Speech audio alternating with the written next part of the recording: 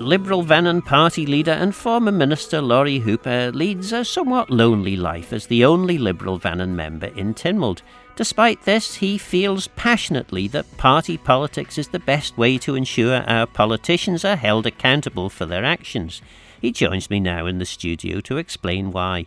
So I'm the leader of the Liberal Vannin Party, and we do have a chairman as well. That's currently Paul Wetherall, one of our commissioners up in the north. But no, my official role at the moment within the party is I am the party leader. I suppose for people who don't, well, I don't know, even for people who do follow Manx politics closely, it's not entirely clear what the Liberal Vannin Party actually is. What does it stand for? So this is your chance to explain that to us.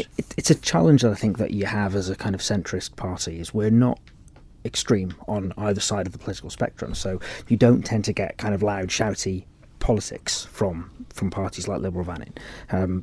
Our general underlying principle is we really think that we need to be pushing to help build and safeguard a fair, free and open society on the island. So we're what you would think of as a kind of a classic liberal position on democracy. We think that people's individual rights are important, that people shouldn't be held back from their being able to try and achieve their goals in life, to try and make something of themselves.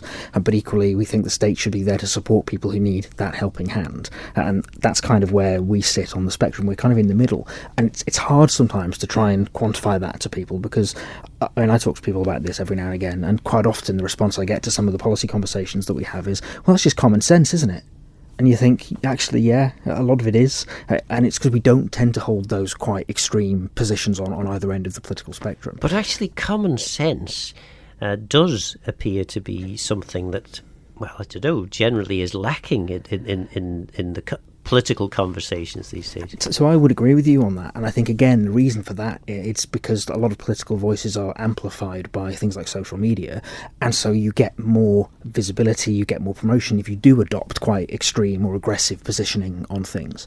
And then, obviously, any other voice gets drowned out. So there is a lot of common sense, I think, in Manx politics. But you don't tend to see a lot of that, because that isn't what gets headlines, that isn't what attracts attention in kind of today's social media-driven world. And I think that's part of the challenge that we have, is if we're trying to provide a calm, steady, consistent voice on things that just makes sense, that does get drowned out then by some of the grandstanding that maybe goes on elsewhere. And I'll hold my hands up to that. I'm not great, I think, at promoting some of that middle of the road policy approach, because I don't like the grandstanding, and it's not something that as a party we really have got into. You know, we'd rather have substantive conversations and get things done rather than make a big song and dance about things. I imagine that the Chief Minister at least will be guffawing at that suggestion that you don't like grandstanding. Yeah, I mean, I don't think Alf and I have ever really got on, but I think sometimes you have to make a stand on things that matter to you, and I think that's kind of where we do come in as a party. And the only times I can think, in recent years at least, where we have stood up have been on really important matters of principle. And I think the fact that you can point to, we both know exactly the incident that we're talking about here, that's once in a 10-year political career that you can point to something like that, where we've actually made a song and dance, made an absolute noise about something that was important. It isn't just, oh, he's off again, it's another week, because that isn't the approach that we try and take. And so, we know what we're both talking about here without needing to talk about it, because it is an unusual thing that I had to do. And for anyone who doesn't know, it's the resignation speech. Yes, absolutely. And like I say, that was very out of character for me. It was not something I wanted to do. It's not something we as a party felt we wanted to do, but ultimately we didn't feel like we had any choices. And that's kind of what I mean about not trying to take extreme positions on things, and trying to provide a steady, consistent approach to the way we tackle problems, the way we try and deliver for our constituents. It doesn't make a lot of noise. It often isn't headline grabbing, and actually that's fine. I'm quite happy that I'm in here, I'm getting the job done, and I can explain to people the things that we're doing, the things we're achieving, the things we're delivering on. And ultimately the outcome is what matters, making things better for people, making things better for the island. That's what matters, not who gets the credit for doing it. So Liberal Vannin is a centrist party, but I presume Liberal Vannin acknowledges that there's a fair amount of dissatisfaction across the Isle of Man about the direction of travel. There's a general view that government isn't particularly good at delivering the promises that are, or at least the the vague suggestions that are made at election time. So how is Liberal Vannin going to change that? So I think that's a really important question, and I think what you're hinting at there is the fundamental problem with our political system. So at election time, you get 24 people elected, and all of them have made vague, meaningless promises to the electorate. And the reason they do that is because they know when they get in, you need a majority of 13 to do anything. Actually, you probably need more than that to be safely secure in doing stuff. So everything that anybody promises at election time is then watered down and compromised with everyone else that's made promises that are ever so subtly different. And so by the time you get a policy position that has been agreed by the House of Keys, it can often be meaningless because it's been made by committee. It's had 24 different voices telling you what they think in order to get something through. So you get something that is often 2 steps forward, 1 step back. You get something that is, mumbo jumbo. It doesn't make a lot of sense. It often doesn't really deliver on anything. And then, of course, delivering that is hard, because even if you've agreed on something that is waffly and meaningless, every member in that room might think it means something ever so slightly different. And so when the actual proposals come forward, that's when you have uproar. 20-mile-an-hour zones is a great example of this. There was been 3 or 4 debates on this where it's been made very clear as to what Tynwald wants to do. The government produces a plan, and now you've got members standing up who supported those debates all the way through, saying, hold on a second, that's not what I voted for. But it actually is. That's exactly what you voted for. And that's the problem, because you don't have a cohesive kind of party structure that can go out to the electorate and say, if I get a majority, I will build 1,000 houses. Because then when they get a majority, they've got no excuse for not building 1,000 houses, because they've got the public mandate and they've got the power to do it. Whereas the system we have at the minute, actually no politician can make that promise at an election, because they know, well, I'd like to build 1,000 houses, but maybe Mr Callister only wants to build 500, and maybe Mr Cannon only wants to build 250, and maybe Mrs Kane wants to build 5,000. So actually the number you agree on is going to be totally different to what anyone thought at the outset at election time. And then, of course, we get into the, well, should they be public sector housing? Should they be low-cost housing? Absolutely. And then you end up with politicians coming in, and Mr Thomas is excellent at this, wondering about, well, what do we define as affordable housing? What do we mean by, what is a house? Those level of... And again, absolutely valid conversations to have. But it means you can't make definitive policy statements at election time that you then stick to, that you can be held to. It's quite easy. If you've got a party in the UK and they've got a majority and they have promised not to raise income tax, we've seen that's what the Labour government has promised.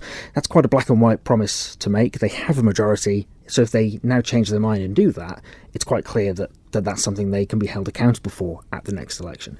But when you don't have a majority, actually, you can promise what you like, because then when you go back to the electorate, all you've got to say is, well, I didn't want to do that, but I was outvoted. I was outvoted by the other people, by all those really bad people in Tynwald.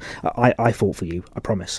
And you see that now, and you'll see it with the living wage debate, for example, where a majority of Tynwald members voted to have a lower living wage on the Isle of Man. So we're not going to have a living wage now, we have a minimum wage that is not a living wage.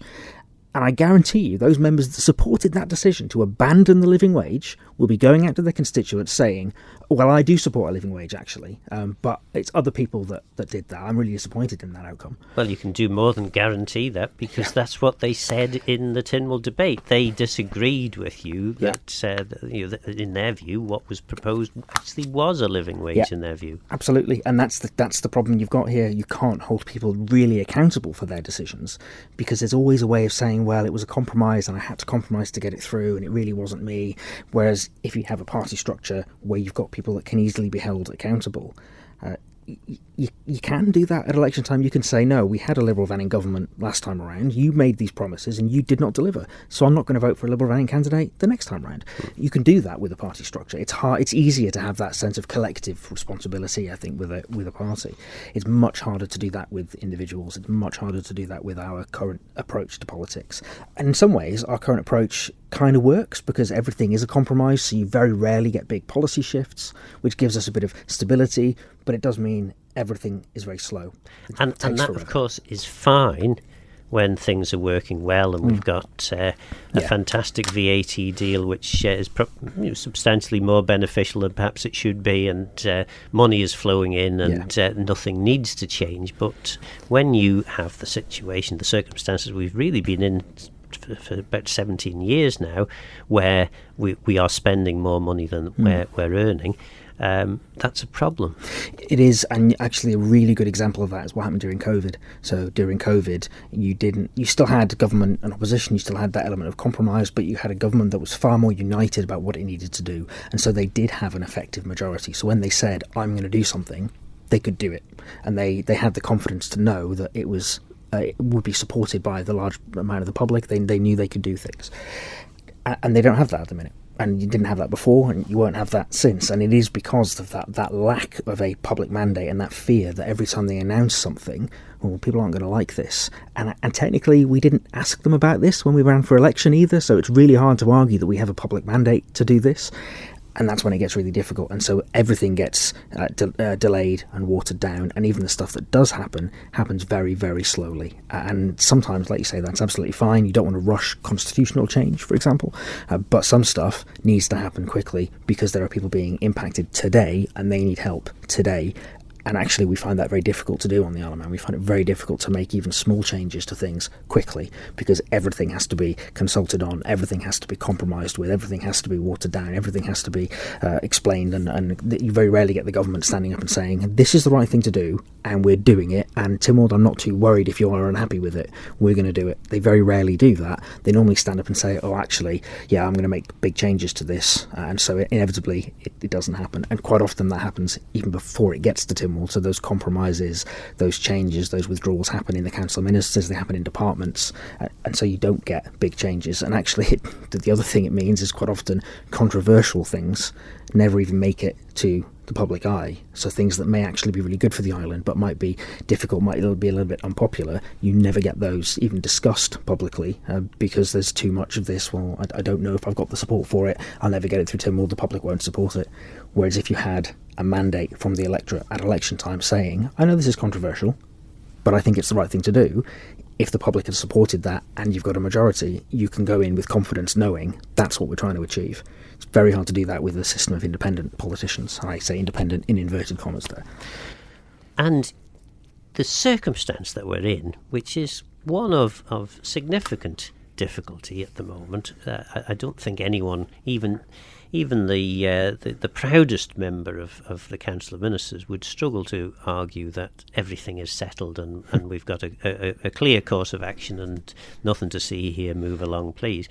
I think everyone who's honest with themselves would agree that we still face some very challenging political times. Now, every time the Isle of Man has faced periods of political challenge, party politics seems to have succeeded to a certain extent. So the Labour Party was successful in the 30s, it was in 20s, 30s, sometime right. It was really very successful. It was successful again in the 70s when there were financial difficulties. Even Vannin had a brief spell in the 70s where it had become quite a successful party. So why is there only one member of Liberal Vannin in Tynwald at the moment? I think what we're seeing now is, and again it comes back to, I think, the amplification of individual voices. So what you're seeing now, and this is a real challenge with our political system again, is politicians can essentially promise whatever they like because they know full well that they're not going to be held properly accountable at the next election, especially if they are seen to be an opposition politician. As long as they're asking a lot of questions and making a lot of noise, they're going to get support publicly. Whether they're achieving anything or not is almost a byproduct of that. And so because you don't have that cohesive kind of party structure already that says these are the guys in government and this is what they believe and these are the guys outside of government and that's what they believe, it's very easy, I think, to lean into kind of populist politics. And I think that's the risk that you run. So it comes back to, we're sitting here as a party trying to talk about sensible policy compromise, talking about sensible ways forward that might be difficult, actually, long-term stuff, and it's not going to fix things overnight. That's a difficult message for people to accept, especially when the other candidates are promising immediate quick fixes, and surely it's easy to just slash the size of the civil service or to stop immigration or whatever it may be. And that's kind of the challenge you're facing, is you're dealing, I think, now with a much more complicated kind of media infrastructure than maybe you would have been in the past, where everything would have been dealt with through newspapers or the Manx radio or whatever it may be. What I would say, though, is it does look like we are starting to turn a corner. So we now have 3 commissioners following the last election, which is a 300% increase on our previous number of commissioners. So I think we are starting to see things shift a bit in that direction. I think what we might start seeing now as the next general election rolls around is more interest in standing. So we have a kind of rolling advert. If anyone ever wants to talk about standing as an MHK, pick up the phone, have a chat. And I've talked to quite a few people over the years about standing, and they kind of drop in and out of interest. But it only tends to be in the 12 months before an election that people really start coming out of the woodwork thinking about standing. I remember in 2021, we had people approach us like the week before the nomination deadline saying, I'd like to stand as a candidate.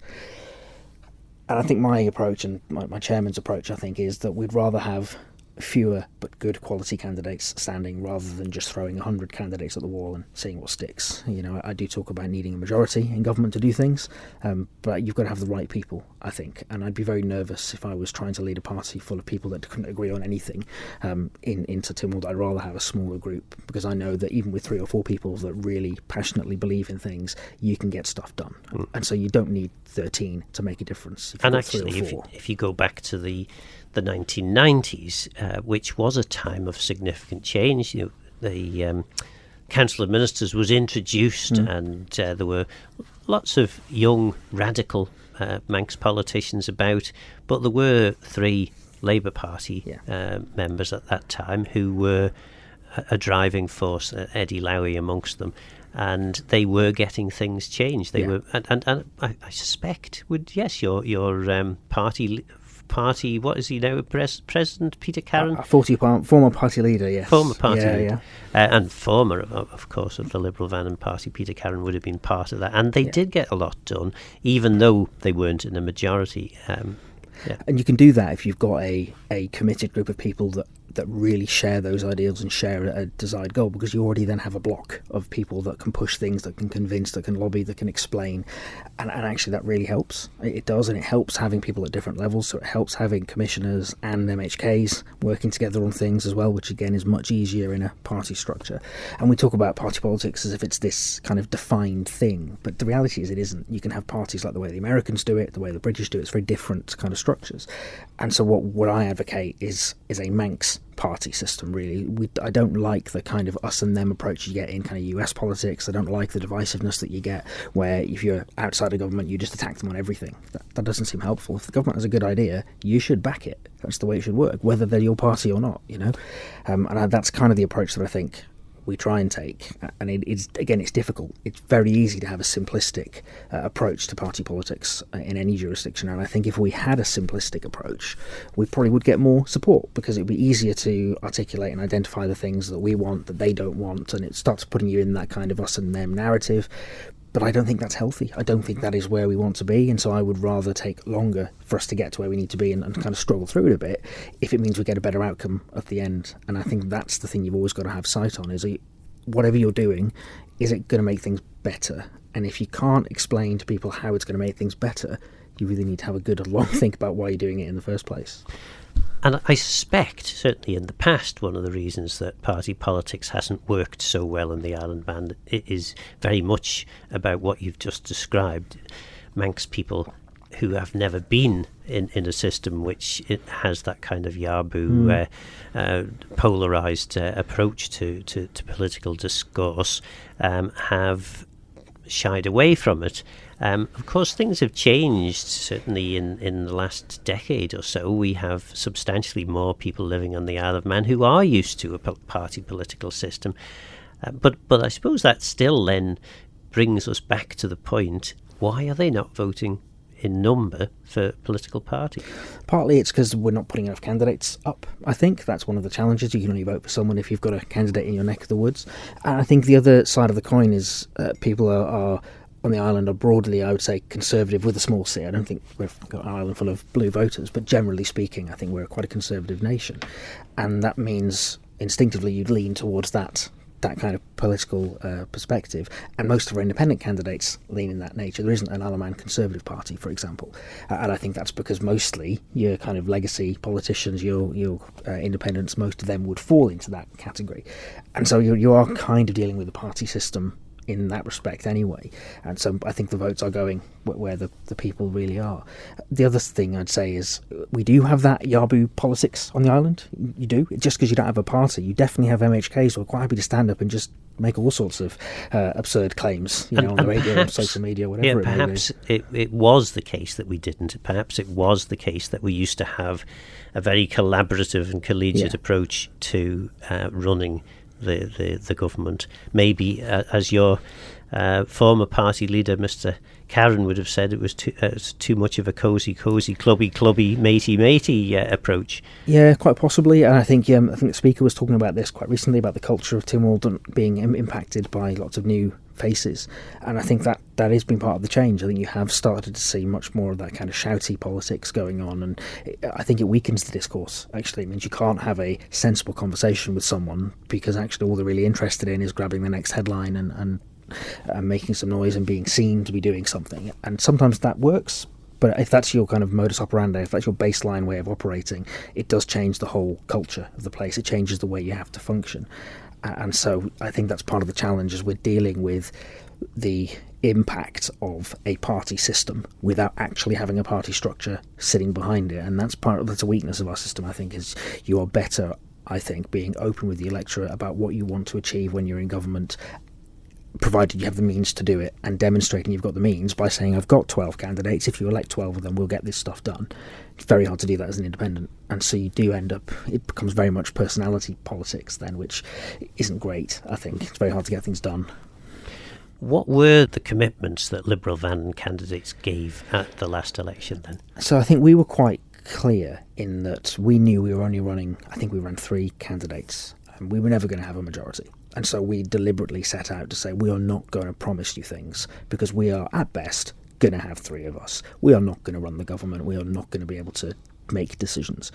So we put together a statement of principles that said, these are the things we believe in. And actually, in some ways, that's helpful for an Isle of Man context, because what we're competing with, in essence, are those politicians that have different principles to us. And so setting out those principles about the kind of things we believe meant that when our candidates were writing their own manifestos, when they were talking to their constituents, they could talk about what that meant to them and how it would translate into the things they wanted to try and achieve. And I think that's the only way we could really do things, because if we did run on a policy platform saying we are going to raise the living wage to £20 an hour, we have no way of making that happen, right? The decision, we could put a motion in Tynwald, but unless you get that compromise from everyone, it's not going to happen. And so being that specific with policy aims, I don't think would have been helpful at that point. Having reflected on that, though, over the last few years, I think where we are heading with the next election is probably to try and be a bit more specific. And I think we'll have to acknowledge that we're not going to be able to deliver on these things without Tynwald support, without the support of other members.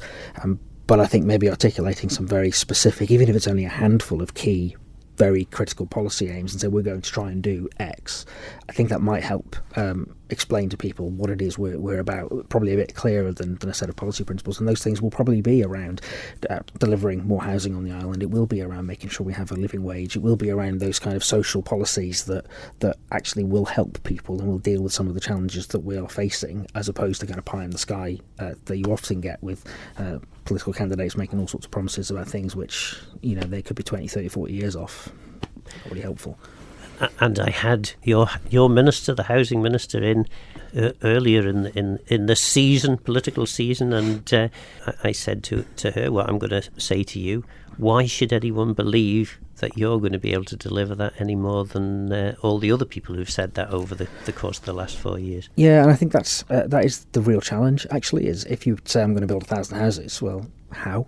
If you've got a majority, it's easy. You can do it. You've got a majority, you've got control of the government, you've got control of Parliament, you can make stuff happen. When you're in a minority, it's much harder to do that. And I think in that case, the way that I would try and explain it to people is to say, well, look at the record of the people that you have standing. Look at what we have managed to do whilst being in post. And actually, whether you agree with the things that we did or not, you can't disagree that we did them, Yeah. And that's the way I've always tried to explain it to my constituents, is I'm elected and you say that, but actually people often do disagree. Well, people love the reinforcement that they get from social media. People state their beliefs and whether their beliefs are based in fact or not. If enough people back them up, then they believe that that's the case. How do you overcome that? I don't know if you can. Ultimately, I think it comes down to trust. You have to be trusted by people. So when you say something like, I helped get 100 houses built, people have to be able to trust that you're telling them the truth. And I think part of the problem we have at the moment is when the government, it seems to be happening more and more, they put things out saying we've done something, there's always an element of spin in there. They never seem to be entirely honest and upfront about the things they've done or things they haven't done. And I think that weakens people's trust then in them. And then you have other politicians who jump on that and, kind of make it a big deal. And that further weakens trust in our politicians and our institutions. And that isn't helpful. And I've always tried to be honest with people about things. If we've done something that hasn't worked out, hold your hands up and say, that didn't work out. You have to be upfront about what you've tried to do. Some of it, though, is you can evidence these things. So if you do end up in an exchange on social media, for example, you can often point to Tynwald votes or policy papers that you've written or whatever it may be that you can say that was a decision that I took, these are things that we tried to do, and here's some evidence. But ultimately, people are only going to believe what they want to believe, like you say. So it does come down, I think, to that ability to trust in people when they tell you the truth, when they tell you what's been going on. And so I've always tried not to spin things. If something's bad, you hold your hands up and you say, hold your hands up, this shouldn't be happening in this way. We had a report very recently in the DOI about the Manxman grounding. I did a radio interview on that, and actually we're trying to say, hold your hands up here. We're not trying to spin it in any way, shape or form. And I think that is a really positive way of dealing with things, because you have to be honest when things don't quite work or when things go wrong. And I think when you do that, when you then tell people the things that are going well, they're more inclined to believe you, because they don't feel that you're trying to twist absolutely everything to your advantage. You're absolutely honest about, we haven't achieved X, Y, Z. And housing is a really good example of that. We need to build more housing. We needed to, and we haven't. And that's just a statement of fact. I think when I asked Minister Crookall at the time about how many public sector houses had been built, the answer was 0.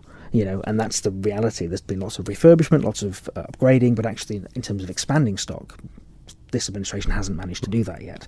And of course, upgrading the stock, making it fit for use in the 21st century is an important thing. Oh, absolutely. Totally critical pieces of work there. I'm not doubting that for a second.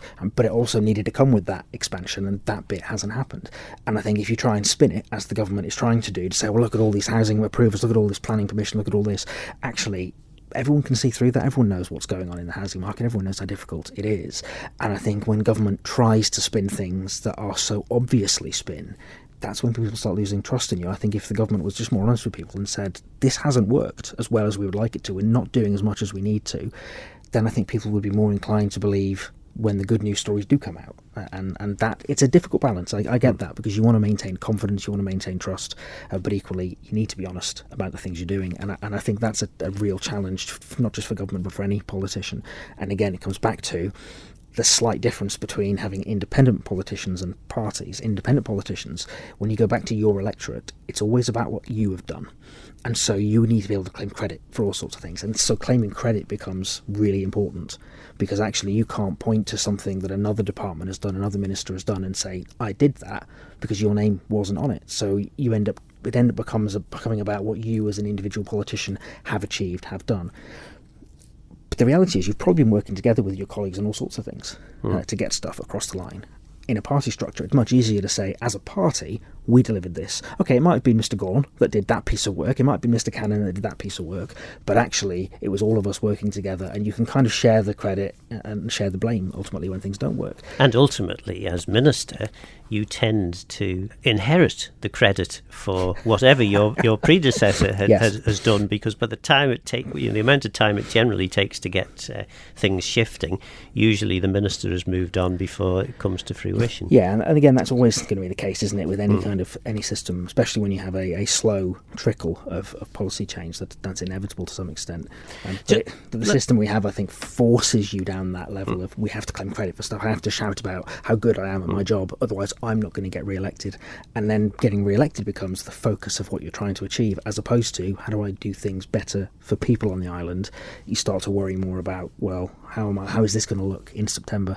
And you can already see that change starting to happen now, with more questions coming in, and the kind of social media postings and the people writing letters off and publishing it. It's happening more and more now in the last 12 months of the administration, and I think it'll just keep getting worse as more and more politicians who maybe you haven't heard a lot from over the last 5 years suddenly start coming out of the woodwork and jumping up and down a little bit. And not just current MHKs, but there'll be others in other positions. Maybe they're commissioners, maybe they're people who are just interested in standing next time round. I think you'll start seeing more and more of that kind of self-promotion happening over the next 12 months. And I think the risk there is you lose sight on making things better for people because your focus is more on that promotion aspect. And I suppose it was ever thus in the final year of a House of Keys. You mentioned policy principles, and you actually were in a position as Minister for Health and Social Care to act on those policy principles. How did they influence your role? Was it just over 3 years you did as Health Minister? 21 to 24 it would have been, yeah.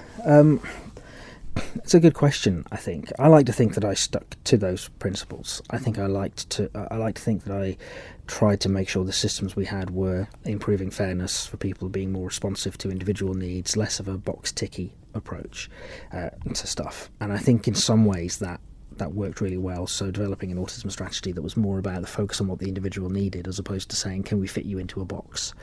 And I think that helped. I think obviously there was a lot of work during my time, and you'll know this yourself when you're a minister. Half the job is your departmental work, and half the job is the council minister side of things, where you're working with your colleagues to develop more government-wide policy.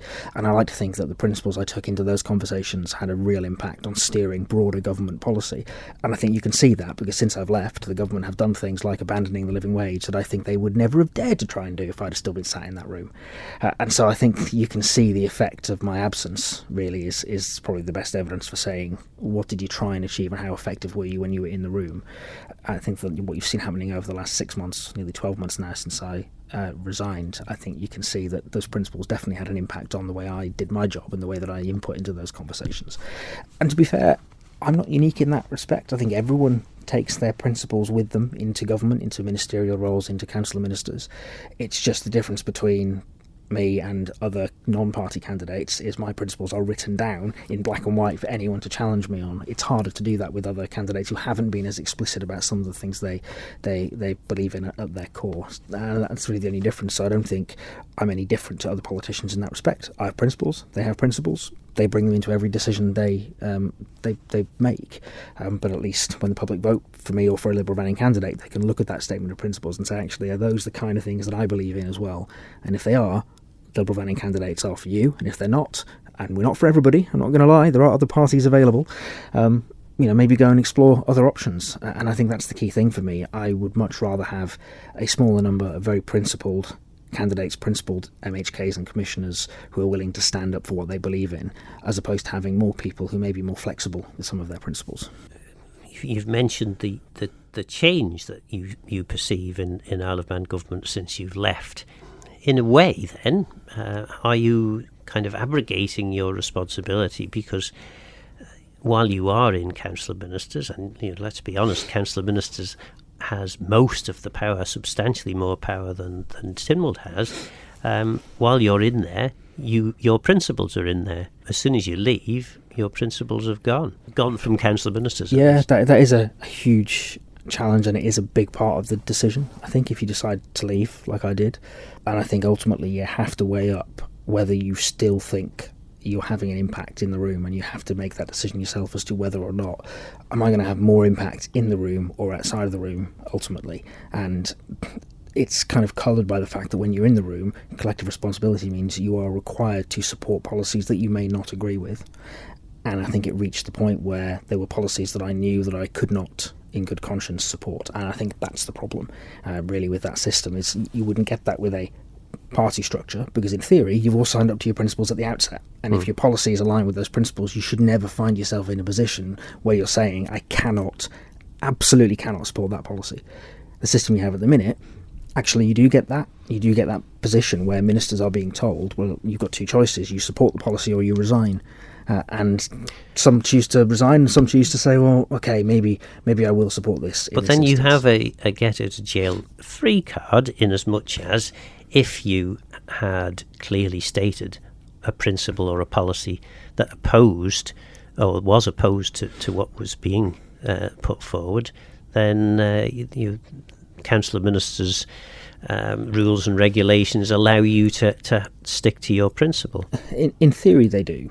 But again, that all comes down to the way they're applied in practice, and I think Mr. Thomas will give you song and verse about the way he felt like he stood by his principles. I think it was in relation to a planning matter when he was eventually removed from the Council of Ministers in the last administration, I think, over an issue which he felt he had a pre-stated position on, and clearly the Chief Minister at the time didn't agree with him, and that's the slight problem, is it's the Chief Minister's ultimate decision on whether you've broken the rules or not. And so if you've got a Chief Minister that is supportive of you, that is backing your approach, I think you're probably more likely to get away with it. I think if you have a Chief Minister who isn't supportive of you, who maybe is undermining some of the things you're trying to do, I think you're less likely to get that leniency, especially if you can see other people waiting in the wings to kind of bring in who might be more supportive of his particular policy position and his particular approach to things.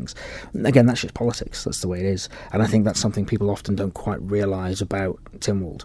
We have lots of rules, we have lots of standards and things we're supposed to do, but ultimately it is a self-regulating, self-reinforcing system, and it all comes down to actually what you believe as an individual and who those individuals are, and a lot of it is down to relationships. So it's not like a contractual dispute or a legal dispute where you can say, look, the rules say this, because in the world of politics, the Chief Minister is well within his rights to say, I know the rules say that, but I'm allowed to fire you, so you're fired.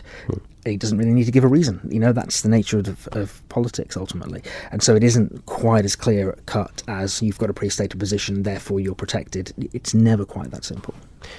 Should you be your behaviour, your conduct as a political member, should that be assessed by your peers, or should there be some independent mechanism for doing that?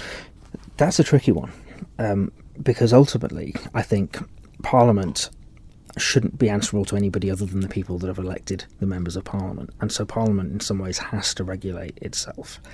The slight problem you've got, of course, is when those individual members of Parliament are perhaps not as interested in dealing with conduct matters. And that's definitely the feeling I'm getting at the moment. I mean, we had two big conduct debates in this administration, and the context and the content of the first debate was quite worrying. People standing up saying, I can't support this recommendation because, clearly the individual's very upset. All right, okay, that's strange. You've got an independent report recommending a particular sanction, and you won't support that independent report because you happen to like the individual who's the subject of it. And the second one, the Chief Minister actually, Tynwald, voted not to sanction him for what the Standards Committee viewed were clear-cut breaches of the rules. And so you do end up in a situation then where kind of personal loyalty almost outweighs this idea that there should be a minimum standard. And I think the Speaker has talked about this at length, where up until recently, you couldn't accuse another member of making a false statement in Tynwald. That would have been considered to be a bit below the belt. Now, fair game, actually. And actually, we are slowly changing that and lowering the bar of that debate. And so I'm becoming more and more of the view that maybe we should have independent standards, an independent commissioner or an independent standards board or something that isn't subject to Tynwald. And I appreciate that might be infringing on the rights of Parliament, the sovereign rights of Tynwald. But if members are unable to regulate themselves, then actually maybe we need to find a different way of doing things.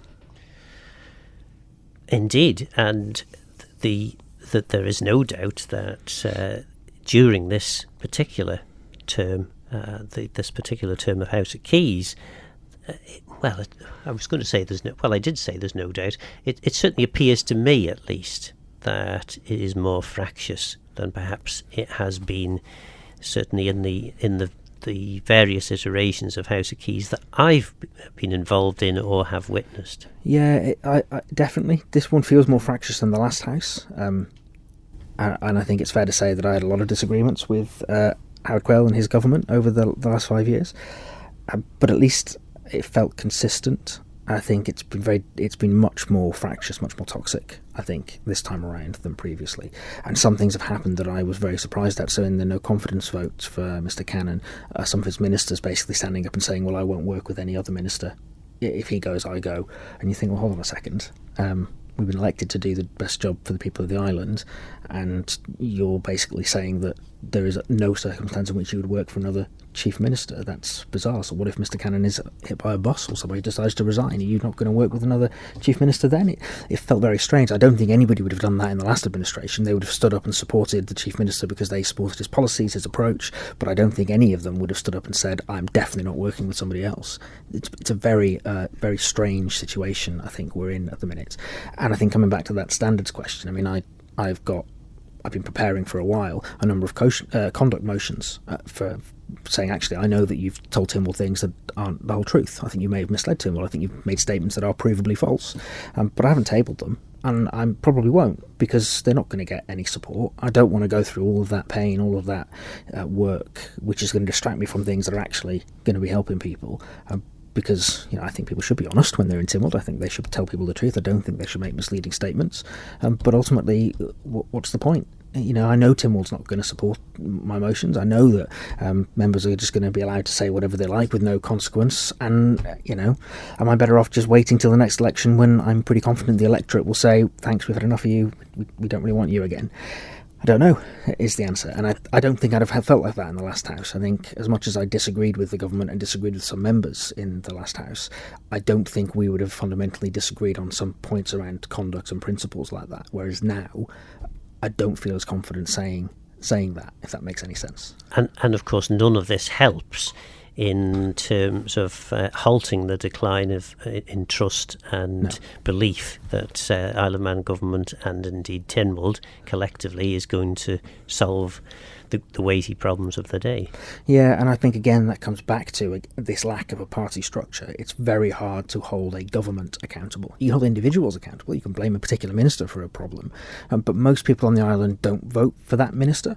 And so if I, for example, say I don't like infrastructure minister, we've already mentioned, Tynwald already. So say you don't like the infrastructure minister, that's fine. But if you live in Rushen, you can cast a vote about that. But you can't if you live in Ramsey. So you might think, actually, I hate the government. I absolutely hate everything they've done. But actually, my local MHK, Mr Ashford, is fantastic, and so therefore I'm going to vote for him. But he's a part of the government. Whereas you wouldn't have that in a party system, because you'd look at your local MHK and say, he's a member of the same party as that guy, these are the things they all supported, they should all go. And you can have some level of impact, whereas you can't have that as independents. And I think that's a real big part of the problem. And so that means, again, I'm coming back to this idea that it's hard to get things done. Of course it's hard to get things done. Are you really going to get politicians making controversial decisions or difficult decisions when the blame is going to be laid squarely at their door? I don't think so. And that's why I think you do get very slow change. I think we are seeing, how many years now has the government been promising they're going to eliminate the deficit? I think in the last administration it was going to be done within 5 years, and this administration it's going to be done in 5 years, and I bet in the next administration it'll be done in 5 years. But actually it's never going to be eliminated, because it'll take so long for government to nicey its way through some of the changes that are needed, rather than being able to stand up quite firmly and saying, we need to do some stuff, we're doing it because it's the only way we're going to survive. And I just don't think we're capable. And I don't mean the people, I just mean the system. I don't think the system is capable of enabling people to make those difficult choices. It's just the way the system is. And if you like slow decision making, and you like everything being decided by a committee, and you like the fact that it takes absolutely forever to get anything done, carry on by all means supporting your independent political system. But if you want things to happen quickly, you do need some kind of collective responsibility and collective accountability, and the only way you're going to get that in a parliamentary democracy is through a party structure. Party politics, though, hasn't been what you would describe as wholehearted success in most parts of the world that have it at the moment. No, and again, I'm not saying it's the perfect solution. All I'm saying is party political systems tend to produce quicker decisions and quicker outcomes, because that's the nature of the beast. It lets you take more risk. It's the same principle as incorporating a company. You can take more risks, so you're more likely to make more risks, which means you're more likely to take decisions, so you're going to get outcomes. Now, whether those decisions were right or not, that's beside the point. That isn't the point of the argument here. You were forced to make a decision. You were forced to take a risk to do something. And a party system enables that to happen. With individuals, it's much harder to justify taking a risk, because I might be comfortable taking a risk, and this has definitely happened when I was in post. I was more than happy to take a risk and try and do controversial things that might have been difficult, but ultimately I think would have been supported by the public and are the right things to do. But I couldn't convince my colleagues in the Council of Ministers to take that risk, to do those things. And that's a problem, because then what happens? Well, nothing. And all the public see on the outside is nothing is happening. Whereas on the inside, you are working your backside off to try and convince your colleagues that we need to take these risks, we need to make decisions, we need to do things. And yes, ultimately, we might get voted out at the end of it. But if I'm going to be voted out of my seat, it's going to be because I have done things, not because I've sat on my hands and done nothing. And I think that mindset is much easier when you know you've got a party behind you, when you're all collectively in the same boat, whereas at the minute you're not collectively in the same boat. And so, I agree with you, Phil.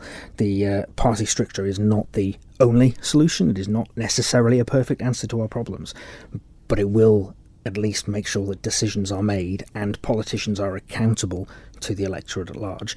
And that's really the only argument that you can put in favour of it. You want decisions and you want to be accountable. You kind of need a party structure.